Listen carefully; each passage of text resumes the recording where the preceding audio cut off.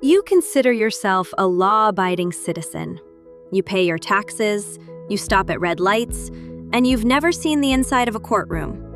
But statistically, you've likely committed a federal offense before you even finished your morning coffee. Our legal systems were built for a physical world, but we live in a digital one.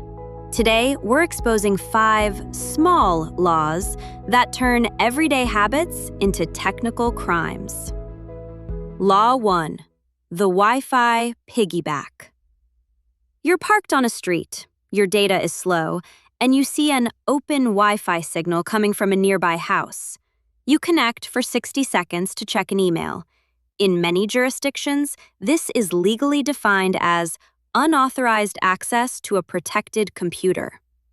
In 2007, a man in Michigan was fined $400 and sentenced to community service for this exact act.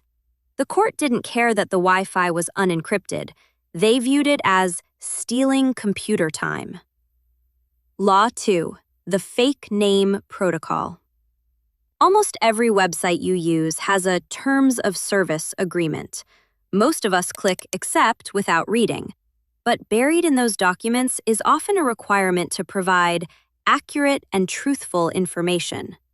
Under the U.S. Computer Fraud and Abuse Act, accessing a site in a way that violates its TOS can technically be prosecuted as unauthorized access. If a site mandates your real name and you use a pseudonym, you are, by the strictest letter of the law, a hacker. Law 3. The Two-Party Trap. You're on a phone call. The person on the other end is being difficult, so you hit record to keep a receipt of the conversation. If you are in a two-party consent state, like California, Florida, or Illinois, and you don't announce that you are recording, you aren't just breaking a rule. You are committing a felony wiretapping offense. Law 4. The Password Contraband. Sharing your streaming password with a friend feels like a favor.